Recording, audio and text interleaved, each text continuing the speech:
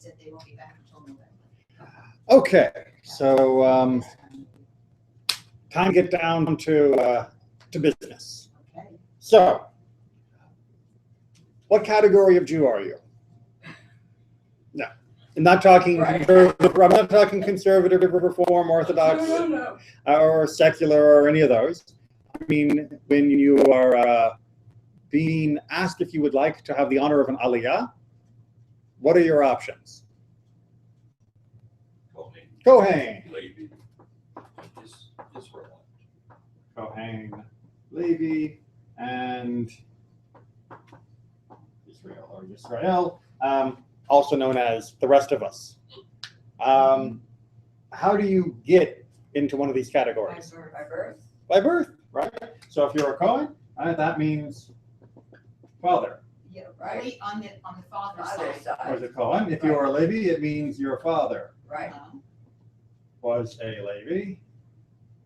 And if you're an Israel, it means Anybody, I guess. it means your father. Also the father.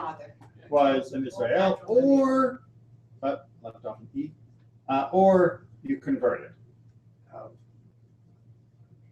Right. You can't convert to become a Levite. You can't convert to become a Kohen. And a native-born Israelite can't become promoted to being a Levi or a Kohen. Mm-hmm. What happens if there comes Marion now? What happens if a father only has daughters? Yes. What happens? Do the daughters lose anything? So the daughters are technically what are known as a bat Kohen, which means they are the daughters of a Kohen, and most conservative shuls recognize that when it comes to aliyot. But their children, the sons of a daughter of a Kohen, are not Kohanim, unless she marries a Kohen. But it does not pass from mother to child. Why not? Why are we so father for these categories? Because we all know that the basic definition of who is a Jew depends on the mother. Why does this depend on the father? I'm just going to check to make sure that's not Penelope telling me that it's not working. No, it seems to be okay. Because it's geschrieben that way. Okay. I don't think that word has been around since the beginning, so we may have to come up with another explanation. It is your inheritance. Right? It is your inheritance. So this is going back all the way to the idea of having your allocation. Right? What was the original major effect of being part of one tribe or another tribe when Israel first crossed the Jordan and went back into the land after leaving Egypt? What difference did it make whether you were Manasseh or Issachar or Dan? I mean, what difference did it make? Where you lived. Where you lived, right? It made a difference of where you lived because your inheritance, your portion, was allocated by the tribe you belonged to. So if you were part of Benjamin, the Benjamite tribe, the Benjamite clan, then your land was going to be in the area that was marked by the boundaries of Benjamin. That was your portion. That was what you inherited. That was your share of what had been reserved all the way back into the covenant with Abraham and Isaac and Jacob. Make sense? Right? It's your family has this massive inheritance, and then all of the relatives show up, and then the executor of the will says, and you get the house in the Hamptons, and you get the house in Florida, and you get the house in that. That's your inheritance. And inheritance under Jewish law passes by the father in order that the land stay within that circle, within that family. If it went by the mother, who under ancient custom, not law, but custom, would marry and quite often leave the original clan, if she took the land with her, then the original inheritance of that tribe would be diminished as it was then being picked up by other groups that had not originally received it. Following that logic? Right? So the tribal inheritance follows the father, and Kohen, Levi, and Israel is a tribal inheritance. So, nu, what are we inheriting? Do we have any Kohens in the room? We have one direct and one married to. Married. Right. Let's see what you guys get. Any Levi's in the room? Married to one. Married to one, but not a Levi directly. My son's for Levi. Exactly. Okay, so we've got the full range represented, at least by marriage, in the room then. Good. So you can take this to heart. Chapter 18. What page is it? Oh, sorry. It's page 1093. We're in the book of Deuteronomy, chapter 18.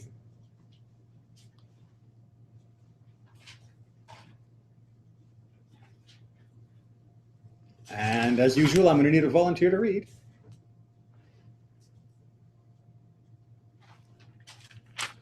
Don't all jump up at once. All right. Thanks, Edie.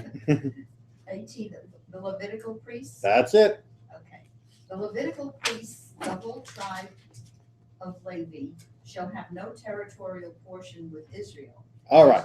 I'm going to interrupt you. Yeah. All right. Got one sentence in. What are we talking about here? On our chart, who are we talking about? The Levites. Aaron and his group. Wait. I thought those were the Kohens. No. But this says Levi. And that says Kohen. Sorry, I'm deliberately trying to confuse you to point out something. The section we're reading right now is going to be talking back and forth about these groups, but all of these are part of the tribe of Levi, right? The Kohens, Aaron's descendants, are a subgroup of the Levites. Right? They are one family within the Levites. They eventually end up being quite a big family, but at the start, they are one family within the Levites. So even though we say Kohen and Levi as though they are two different groups, we are really talking about subgroup and then full group. That makes sense? That's why, for example, if you don't have a Levi, you can have two Kohens have the first two aliyot. But if you don't have a Kohen, you don't have a Levi have that aliyot, because one is a subcategory of the other rather than the other way around. So Levi is one of the 12 tribes. Levi is one of the 12 tribes, and Kohen is one of the families within the tribe of Levi. And, okay, and those are the only ones. And then the tribe of Judah, whatever, don't have a Kohen and a. No. They do have their own separate families, but for most of Jewish history, those separate families have not been terribly interesting. The only other sub-family of a tribe that has mattered for any great length of time is the family of David, because that is the kingly family that comes from the tribe of Judah.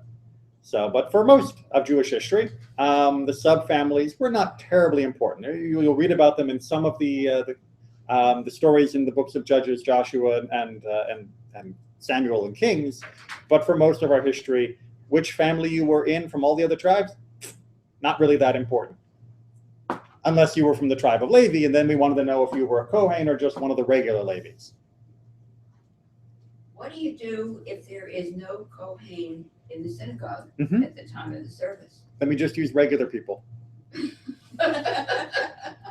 I count, What? then I would count too. Absolutely, right. And in fact, there was a synagogue that I knew that had the custom that when it was time for a bar mitzvah family to have the honors, all of the Kohanim that were part of that congregation would leave in order that they not be given the honor of having that aliyah, and someone from the family could have that honor. So it was a deliberate self-excusing. But if they were present, they had dibs, kind of whether they liked it or not. And he's spoken grunting as someone who's had to go through this. Well, yeah, you have to take it. Right, exactly. I used to excuse myself all the time because I was the only Kohen in my little steeple. Right. And so it was you every single week, or Monday and Thursday as well. It's like, come on, guys. So I used to, go out just for that. I'll leave so other people could have a chance. Right. No, I just had to go check my phone. So wanted to spread it around a little bit.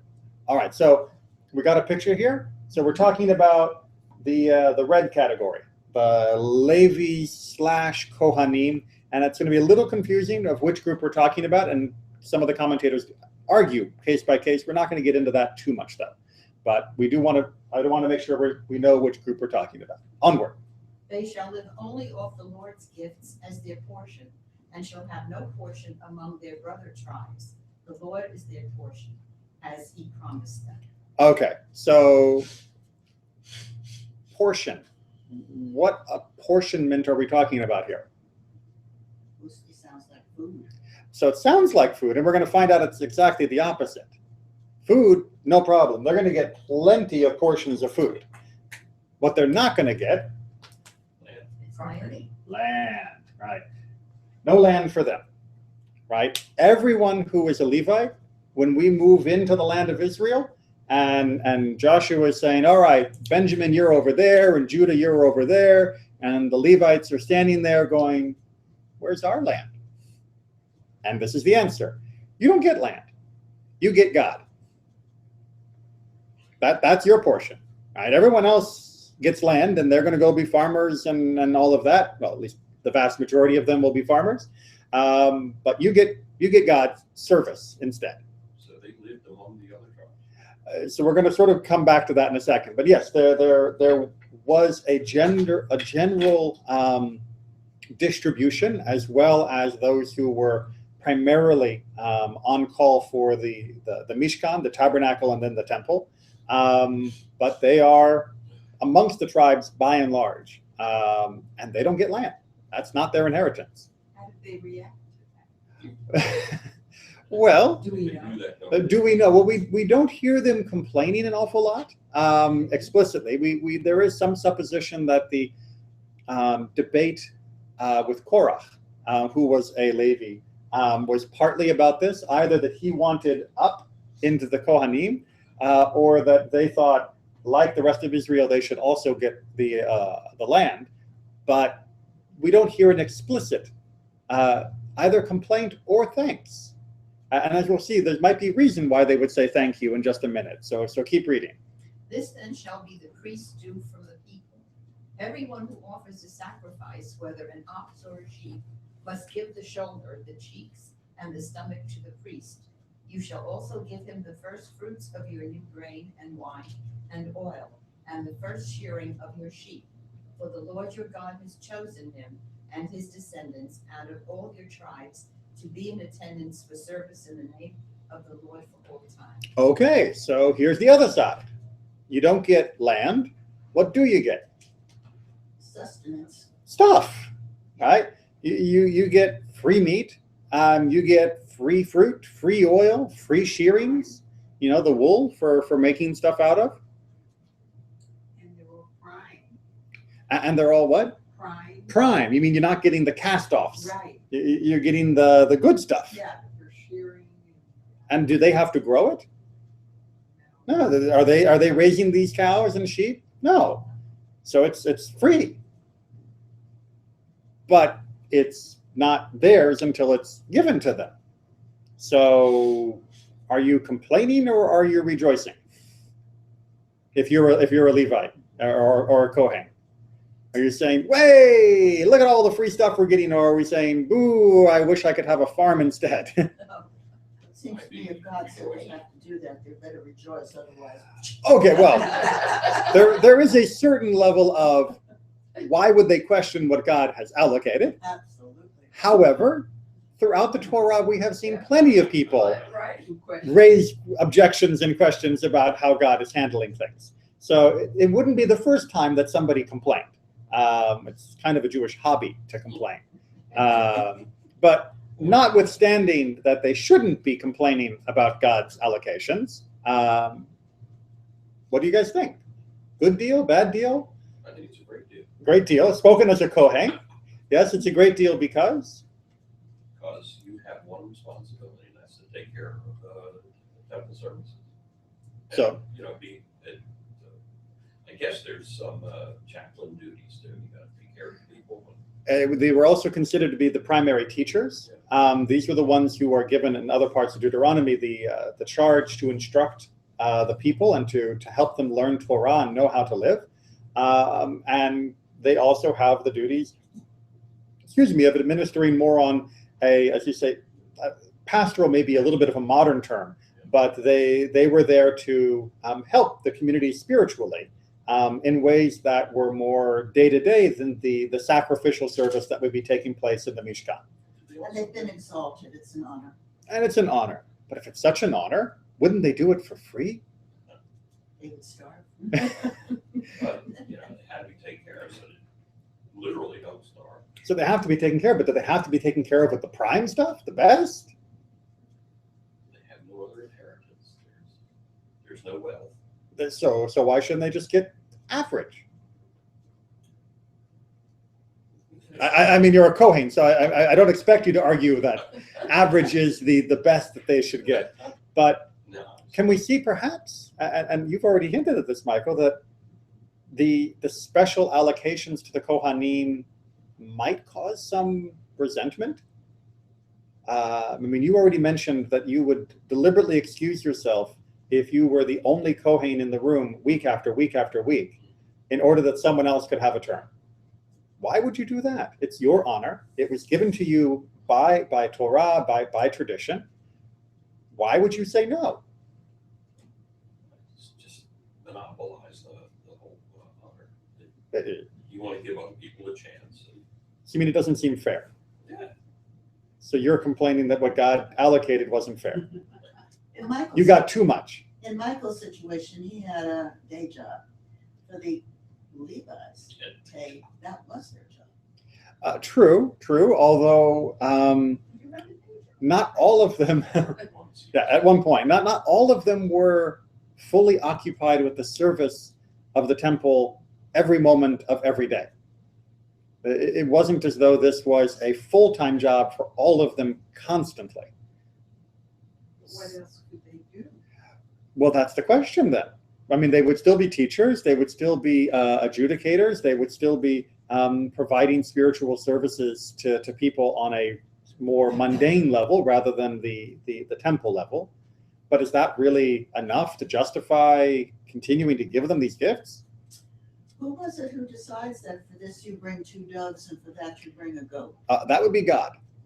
Unless you mean the ones where there are variable scales depending upon the Right, so- means of the family. So the ladies aren't the ones who are the judges and say, oh, you have to give a goat. Are you worried about a conflict of interest? Are you worried about a conflict of interest here? Never know. Like, for We haven't had you. a steak for a while. Yeah. I really like that cow you got over there. It'd be nice if you sacrificed it. Okay, well, let's see just a little bit more about their duties, and then we'll get to how the commentators handle it. Yes, Rhea, did you have a question first? Was there any prohibition to them actually doing other work? Hold that thought. Okay. Hold that thought. If a Levite would go from any of the settlements throughout Israel where he had been residing to the place that the Lord has chosen, he may do so whenever he pleases. All right, so you got a Levite, and he's living, in place X, and the Mishkan is in another spot, or then eventually the temple in Jerusalem. And he says, I'm not busy here today. I think I'll go up to the temple. Right? Why not? I'll go to the temple today. Keep going. He may serve in the name of the Lord, his God, like all his fellow Levites who are there in attendance before the Lord. They shall receive equal shares of the dues without regard to personal gifts or patrimonies. All right, so personal gifts and patrimonies is basically trying to say, even if they have other means, or if they have received other gifts, or if they have had lots of other donations, you don't diminish their share, right? So a rich Levite and a poor Levite receive the same. A rich Kohen and a poor Kohen receive the same, because they're not receiving it for themselves, they're receiving it as a Kohen, as a portion of their inheritance. It's just like if you are dividing an estate evenly between the heirs, you don't say, you can do it in a will, but once it's said divided amongst the heirs, you don't ask what the net worth of every heir is and then adjust the estate to bring them all equal. You say, you get 1/5, you get 1/5, you get 1/5, you get 1/5, you get 1/5. That was 5, right? You divide it evenly. And this is what it's saying here. It's this is their portion. This is their allotment. It's divided evenly. And it doesn't matter the individual circumstances of each Levi or Kohen. But how could there be individual differences in the status of or the stature of the Levi? Well, Because they have nothing. They don't have no. Ish. They have no inherited wealth in the sense that they do not have land that is formally theirs according to the laws of inheritance. However, they can receive gifts. And they did receive gifts. They administered land that might be dedicated to the temple. They also received gifts from other people who just wanted to give it to them, whether it be in land or animals or other forms of wealth. And those gifts were the choice of the individual giver. But then you come back to Mark's point, conflict of interest. How can you give a lady a gift? He's your judge and your teacher. But how could I not support him? Over and above his allotment. He's allotted a certain portion. Tricky, isn't it? So having this built-in class, having this this group that has this inherited position can create a lot of tricky situations, right? It can create either a permanent risk of conflict of interest, or it can create a permanent underclass, or it can create a permanent state of resentment between them and the rest of Israel, either because the rest of Israel resents giving stuff to them, or they resent the rest of Israel because they don't get to have anything for themselves. It's tricky. So, well, let's figure out first of all what they get, and then we'll decide whether or not it's fair. Sound good? Yeah. Okay. So we are on our handout, and we're going to start off with Rashi. Always a good place to start. No portion of military plunder and no territorial inheritance. Right. So Rashi, when we read the word portion, wants to help us understand that it's even more than we might have thought. That both for the land, which we already discussed, but even when the country goes to war and gets spoils of war that is normally divided up among the people, they don't get any of that. Right? So they don't get a share of the land and they don't get a share of the spoils. The shoulder, the cheeks, and the stomach, representing action, speech, and thought, respectively. Abarbanel, very nice, little drosh. Why would they be given these pieces? Right? Why give the shoulder, the cheeks, and the stomach, these three pieces of the animals, to them as their gifts? Because they represent action, speech, and thought, and therefore it's appropriate given their calling. Because this is how they serve God. This is what we should be thinking of. It's a kavanah, a way of thinking spiritually about these gifts. So we're not just giving them sacks of meat. Make sense? Was it a Barbanel that determined that it represented the shoulder, cheeks, and stomach? Well, no, the actual choices of what you're giving, the cheeks, the cheeks, shoulders, and stomachs, was set by the Torah that we just read. Yeah, but I'm talking about The representation. relationship to That was his interpretation. his interpretation. Yes, the Torah itself just says, give him these three chunks. And Abarbanel goes, like any good scholar, why would God specify this, that, and the other? And this is the answer that he came to, is that it teaches you a nice lesson when you're giving them the cheeks, the shoulder, and the stomach. Did people used to think that the stomach was the seat of your thought process? Oh, well, I mean, your kishkas, even to this day, people will often talk about as, it doesn't feel right in your kishkas. So, yeah, it's more than we think. We think in our gut. And there's even some very interesting modern research that talks about, Secondary part. exactly, of different levels of decision making that happen in other parts of our body other than just this, as well as the impact of our gut biome on our well-being, our psychological well-being, and other issues. So he may have been ahead of his time, or he may have been just trying to come up with a nice teaching. Because after all, by the time Abarbanel lived, there had not been a Kohen receiving these things for 1,000 years. So It may have just been a nice teaching. There were many areas they were way ahead of. Oh, absolutely. Absolutely. But the idea that thought took place in more than just up here, that was normal in the ancient world. In fact, this was generally not that well thought of.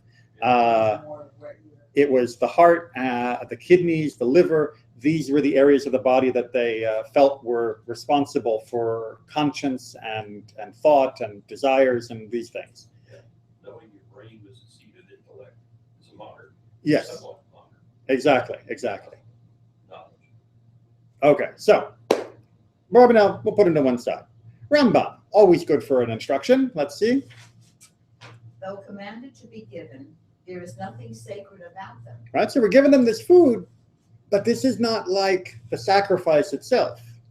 The sacrifice itself and the portions of the sacrifice, those have to be eaten in a state of holiness, in ritual purity. They are limited depending upon the sacrifice to who can or who can't. Sometimes the Kohen's family can, sometimes only the Kohen can partake. So what he's trying to spell out here was these other portions, these are just food. And they're just like gifts. So it would kind of be like the difference, I guess, if I want to, say in the modern world, it'd be like the difference between making a donation to the synagogue and putting $50 in the rabbi's hand, right? It's, Rabbi, go buy yourself, something nice versus supporting the institution, which supports the process that's happening here. And so what Ramban is saying is this is just like giving them a present, right? Like, here, have some food. No holiness involved. Did these portions come from the sacrificial animal? So it's a little ambiguous. The term that's used is used both for sacrifices as well as for slaughtering anything. And some commentators say, no, these were just from the sacrifices themselves. And others say, no, they were from any animal that was slaughtered. These were the chunks that you gave to your local Kohen or Levi. So I'm afraid we have some disagreement on that. But we can see it makes a big difference between the two. If you only are giving from the sacrificial animals, that's a much smaller amount. If you're giving it from every single cow you ever eat, that's like getting the first aliyah every week. I mean, it's like, man. On the other hand, if you only give it from sacrifices, then all the Kohens and Levites who don't work in Jerusalem on a regular basis, what are they eating? Right? They're going to go awfully hungry. Okay, onward. Rambam writes that these three pieces are the first of the front, extremities and innards. All right, so he's doing it like this is the top of the face, the top of the shoulder, the top of the belly. So this is the first of the first of the first. The first of everything must be given to those who serve the Most High for his glory. Okay, so now Rambam comes up with a different explanation, different than Abarbanel. Why are these three things chosen? Because these are the tops, the firsts of their respective portions. And we know that the firstborn, the first fruits, the first of everything belongs to Adonai. So it makes sense that we would take the first bits of these things, the prime, maybe as you put it, but here not just because quality, but because its firstiness is what's important, will go towards the Kohanim. Sound good? Not buying it? Okay, well, hold on to that. We'll get back to there in a second. Keep going. You must feed and clothe him so that he can be in attendance for service. Sforno, very practical. Why are we giving you wool? Why are we giving you the first fruits and the meat? Because if we didn't, you'd starve or you'd have nothing nice to wear. And then how are you going to be able to function? So not necessarily a gift. It's just maintenance of your priestly class. Very logical. Sforno is almost always a very logical commentator. Let's go ahead and see what Chizkuni says. The Levitical priests, the whole tribe of Levi, shall have no territorial portion with Israel. If they had, they would not be able to tend it, being always busy at the sanctuary. All right, so this is what we already sort of talked about. Chizkuni agrees with you that, yeah, what would be the point of giving them an inheritance? Because they wouldn't be able to work it because they'd always be busy. Problem, of course, being that we know that not all priests and Levites were busy every day. And that meant that there could have been those available. We know very well from Christian Europe's model that monasteries were often centers of agriculture and other forms of business and commerce. So why couldn't the Kohanim and Leviim be doing that as well when they weren't on duty at the altar? But that's his first explanation. Moreover, he has a better explanation. Moreover, if they were to get used to agricultural work, their hands would lose their delicacy and they would no longer be able to play their instruments, which would spoil the music. So why are we keeping them from all this hard work? So their To be hands- musicians, among other things. Exactly, because they are delicate. We don't want to ruin them in the fields, right? These Leviim are the instruments of God, and we want to keep them the instruments of God. It's like a fine surgeon, right? You don't want him out in the back 40, shoeing horses. You want to keep his hands pristine. But when they're slaughtering the animals, are they also then butchers cutting them up in order to give this portion, that portion? the other portion? They do some of the butchering, indeed, yes. That's not exactly delicate work. Depends how you look at slaughtering. It was a very precise job, and it definitely was less hard on your hands than hoeing a field and driving a plow. But you're right, it wasn't exactly. But how do we feel about this idea that a whole category of people should be preserved in their pristineness while the rest of us slog it off in the field? Right? Oh, the Levite, he can't come help me with my field because his hands are too delicate. We don't want him to get any calluses, God forbid, because then he won't be able to pluck his lute. Isn't it obnoxious? Before I asked whether the Levites thought they would be shortchanged. Mm-hmm. Now I'm wondering whether the Israelites. Good. That's what I wanted you to wonder, right? Whether the Israelites, with Escudi's explanation. Didn't they resent this position that the Levites had? I wonder that myself, because imagine being told, no, your neighbor can't come. This isn't an issue in Florida, but your neighbor can't come out and help clear the snow from the driveway because he's too delicate, and we need him. He has a symphony tomorrow night, and he can't possibly help with the community work. Yeah, but they've been set up as an elite class. And as such, I think that, and the very idea that, at least in doing these various sacrifices because you're atoning or you're rejoicing or whatever you're doing it for, and this is where you have to do it, I think there's a certain amount of respect that comes in, and that you wouldn't expect these people to be laborers in the same way that you might be. All right, so there's a respect coming, and Ramban finished with that idea that the respect we give to them is because of the service they give, which gives glory to God. And in a certain way, there's almost a dehumanization of the Levites. Right? They're not allowed to work in the field because they need to be in good working shape. That's how you treat a prized instrument. That's not how you treat a person. So although they may be getting special treatment here, they are also being treated as a job rather than as an individual. And this is an inherited position. They did not choose to have this job. This is what they were forced to do, and they have no choice. There's no one leaving. No one ever left them any land that they could go work on if they wanted to even. So to go back to your question, Marion, I'm not sure who's getting the best side of the deal, but I can see how there would be resentment and unhappiness on both sides, depending upon how people wanted to approach this. It's either very unfair to the Israelite, or very unfair to the Levi, or just unfair to everybody. But that's going to be something we have to come back to, because we can't really finish with the idea that something that God instituted was unfair. We're going to have to find a way to reconcile this. But I want to make sure you're aware of the problem before the reconciliation. Good? Edie. Since the Kohanim have no territorial portion, this is their due from everyone who offers sacrifice: the shoulder, the cheeks, and the stomach. From the body, the shoulder from the head, the cheeks, since the tongue is between them, and from the inner organs, the stomach. This could be explained to mean that the shoulder goes to the priest in reward for what his own shoulder has done, for even with sacrifices of well-being, it would be the priest who performed the slaughter. Right, so you get the shoulder because it was his shoulder that did the slaughtering. So he gets the shoulder to represent the work that he did.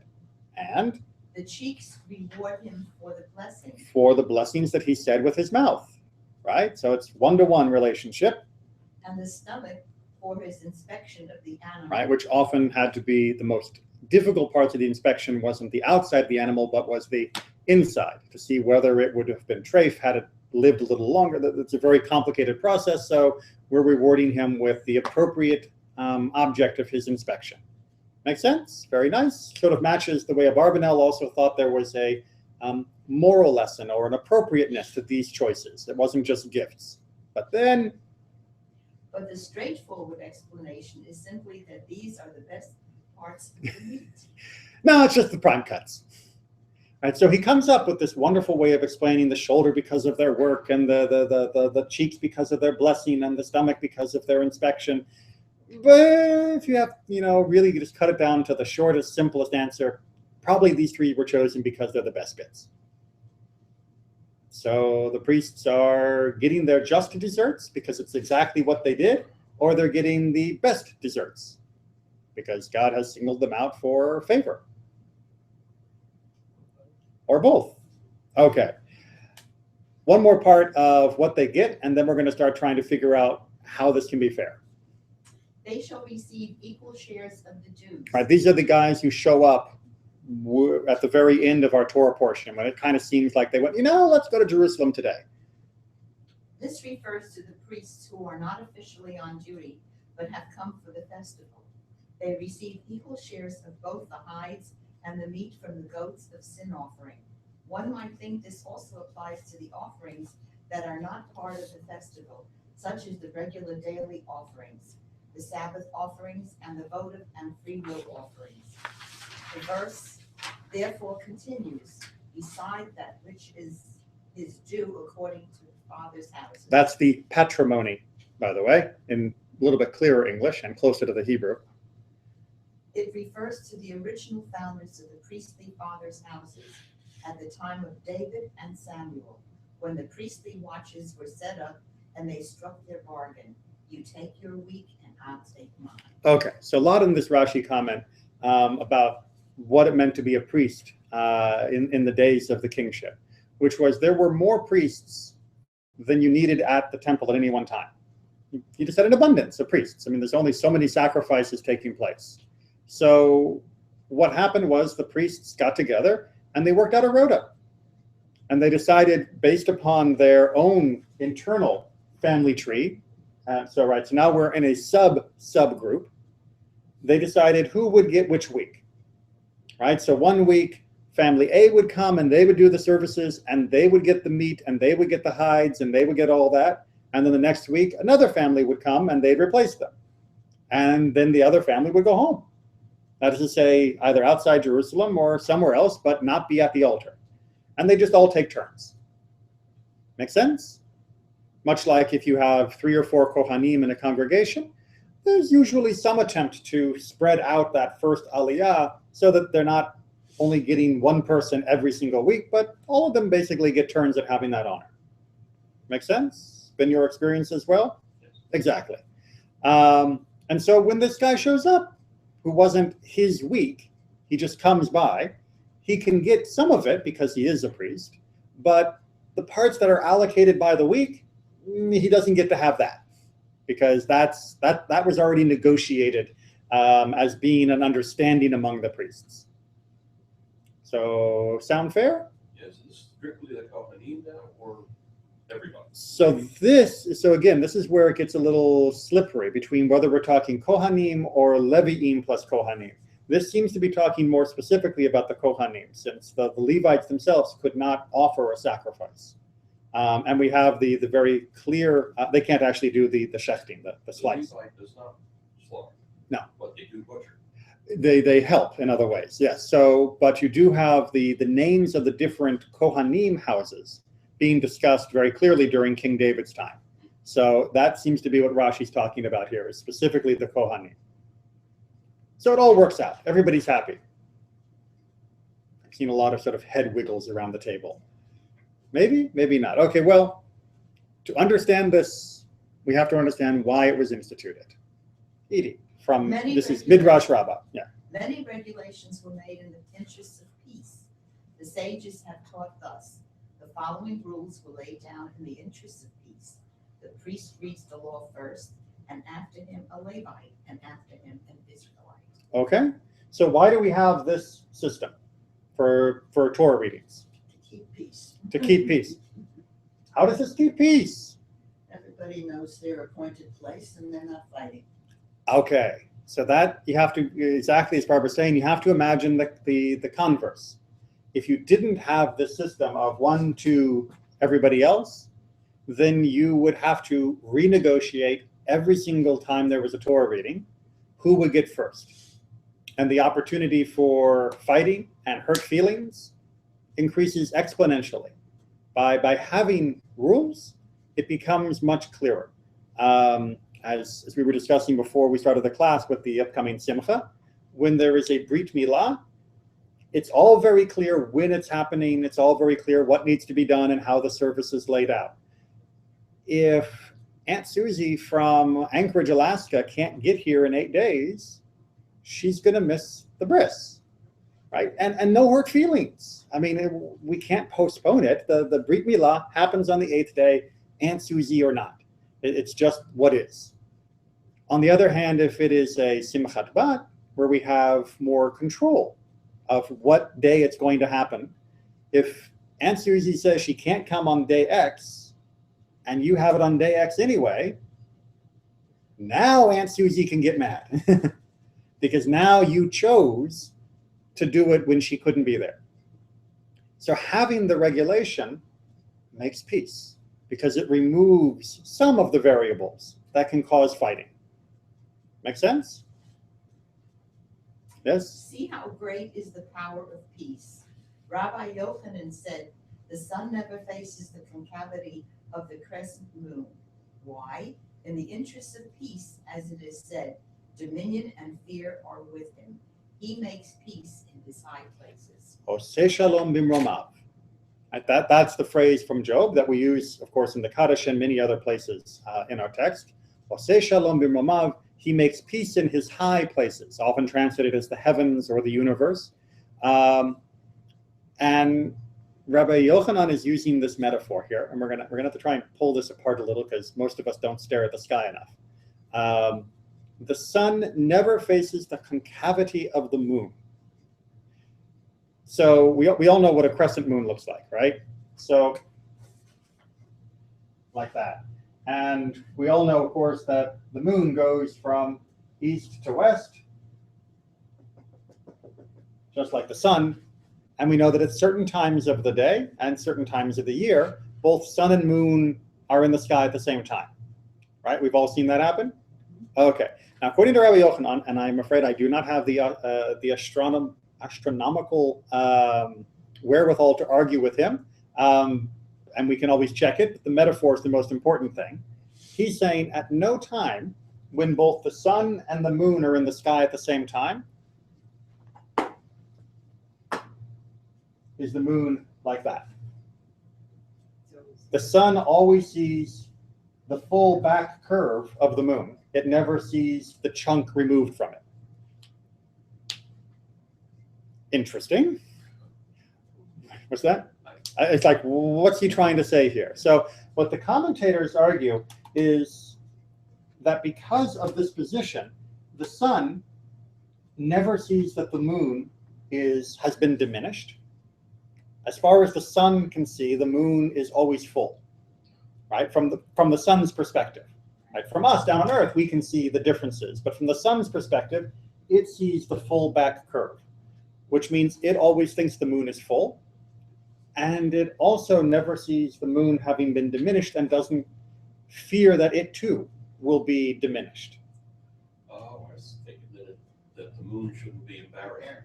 Well, and the fullness as well also prevents the moon from being embarrassed, right? And it also prevents the sun from being embarrassed for coming after the moon. This gives feelings. Yes. Now, Are they really trying to anthropomorphize? I don't think that's what Rabbi Yochanan's opinion is about. Remember, in the order that he's talking about, we're talking about the order of the aliyot. So the sun and the moon are stand-ins for the different groups within the community and the order in which they are given honors. And his idea is that you can learn something about being at peace with your place in the cycle by how the sun and the moon move across the sky. The Earth is a factor. You can't have a crescent moon unless the Earth is in the way. They didn't know that. Nor did they know that the sun and the moon are on entirely different Orbits. well, the sun doesn't orbit. I mean, they considered the sun to be orbiting the Earth the same way the moon orbits the Earth. So the idea of the sun following the moon made perfect sense to them. Yes, from our astronomical knowledge, this metaphor doesn't work literally, but the metaphor still works metaphorically. The idea of how the sun views the moon as it goes across the sky is still something. And I agree, it's not probably the most powerful metaphor for the modern world, because our Copernican minds have changed so much. But it sets us up with this idea of making peace in the high places for the next few midrashim. So I didn't want to cut it out. Rav Levi said, not one of the constellations which travel in the firmament can see what is in front of him, but only what is behind, like a man descending a ladder and his face backwards, in order that every single constellation should exclaim, I am the first. Thus he makes peace in his high places. All right, again, you got to think of the wheel of constellations. You've ever been in one of those planetariums where they can overlay the constellation lines and you can watch the cycle wheel across the sky? Again, I'm not an astrologer nor an astronomer, but according to Rav Levi, the way the constellations are arranged work out that as they rise over here, they appear to be looking this way, even though they are traveling this way. Make sense? Right, so they are traveling in the direction opposite from their appearance, which means they don't know that another constellation already came up. All they see is what's coming after them. And so each one of them can feel, I am first. Make sense? Now, think about the underlying truth of what he's trying to say here, which is there is no first and last and before and after, because the constellations are considered to be on a giant wheel, right? And they all revolve and take turns. So it doesn't really matter whether you are here or there. You are first as often as anyone else, right? If I take and draw a circle, and I say, tell me where the circle starts, and pretend I'm a better drawer, can you pick a start point on a circle? We can agree to call, that 0 and then do our degrees around it, but we could also call that 0 or that 0. There is no first or last. And so what Rav Levi is saying is that by watching the constellations and realizing that each one of them is positioned to allow himself to feel that he is first, is trying to say, so too for us. We shouldn't worry about where we are in the status of everyone else. We should each feel that we are first in our own place. We should feel first in our own spot, our own time. Right? If you're the Kohen, you're the first Kohen. And if you're a Levi, you're the first Levi. And if you're Yisrael, you're the first Yisrael. And on Shabbat, if you're number 4, you're the first number 4. Right? There is no other number 4 that's going to come before or after you. It's only you. Right? You have this unique spot, this unique place. And worrying about what's in front of you, because you're diminished because it's already happened, is foolishness. Just like the constellations shouldn't worry about what order they're in the night sky. And God even tried to make peace among them. One more? Another explanation of he makes peace in his high places, Rav Levi said, Michael is made up entirely of snow. That is the angel Michael. And Gabriel of fire. And though they stand near one another, yet they do not injure each other. Mark Kapara said, if the heavenly beings who are free from envy and hatred and rivalry are in need of peace, how much more are the lower things That's us. who are subject to hatred, rivalry, and envy in need of peace. All right, so he's saying, look, according to our mystical understanding of Gabriel and Michael, one is made of snow and the other is fire, and yet they exist side by side in God's realm. Because God makes peace so that they do not destroy one another. If God makes peace for them, and they have no reason other than just their composition to be at conflict, then how about the rest of us who have lots of reasons, or at least we think are good reasons, to be in fighting and conflict and envy and hatred and all of this? We also need help making peace. We need structures to help us make peace. We need perspective to help us find peace.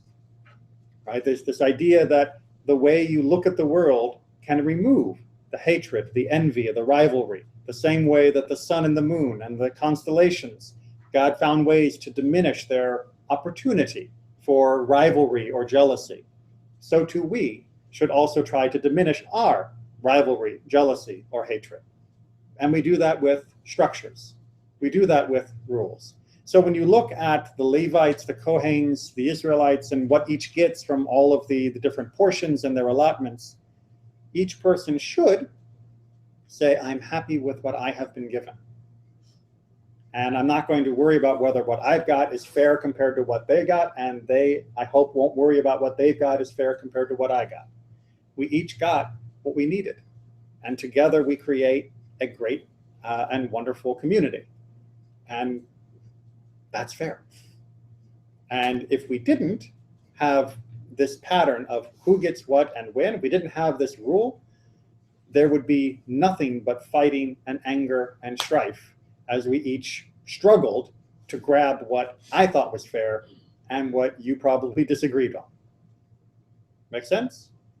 And since we're in the vicinity, I wanted to show how the Torah goes even one step further to apply this beyond interpersonal relationships. Later on in Shoftim, in chapter 20, we find out that when you approach a city, you have to offer it peace. That is to say, when you are about to attack, you have to offer peace to the city and its inhabitants so that they can surrender and not have to go to war. And Midrash Rabbah puts this into a clearer perspective of exactly how things work. So Edie, if you could just read the last text on how another type of structure can hopefully promote peace. Joshua proclaimed in every place, whoever wishes to go, may go. Whoever wishes to make peace. Whoever wishes war, make war. All right, so that you show up, and this was when we were coming back into the land of Israel, and there were lots of other people who were living there, but it was our land. These are what Joshua would say. If you want to leave, leave. If you want to make peace, stay and we'll make peace. And if you want to fight, we'll fight. And then we get some examples. The Girgashites turned away and left. God gave them a land just as beautiful. Africa. According to the Midrash, the Girgashites left the land of Israel and they went down into Africa, and they did just fine there. So this is a group that said, you know what? We don't like this whole worshiping one God thing, and we're not going to make peace with you because of it, but we're also not going to fight you. So, bye. And God said, no hard feelings. Here, have a piece of Africa to make up for it. And so off they went, and they did just fine. Or the Gibeonites? Gibeon. No, it's a B. It is a B. I thought it was a typo. Nope, that one is not a typo. Okay. I know I got a lot of typos, but this one isn't. Because I've never heard of the Gibeonites. There's a short story in the book of Joshua. Okay. The Gibeonites sought peace with Joshua. Right, and they received peace. Right, they came out. There was a little deception, but it was okay. They came out. They asked to make peace. Joshua granted them peace, and they were spared. There was no problem, no fighting, no expulsion. The other 31 kings who came to fight were delivered into his hands. Yeah, unfortunately, all the rest of the Canaanite city-states, they went war, and we know the history of that. But the structure was there to try and provide a path for peace.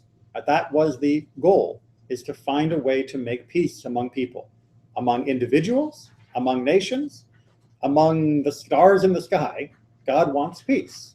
And having a structure, having a set of guidelines for how we live helps create the necessary conditions for peace. When you have that understanding, that set of expectations that's shared, of if we surrender and make peace, we will be treated in this way, or if we want to go, they really will let us go, allows for peace to happen. And there may still be some people who say, no, we want to fight, and we'll deal with them. But remembering that among each other, as well as among the nations, the goal should be predictable, live up to the expectations, follow the rules. More often than not, peace will apply. Not always, unfortunately, but it is the foundation for peaceful life. All right. Thank you. Thank you.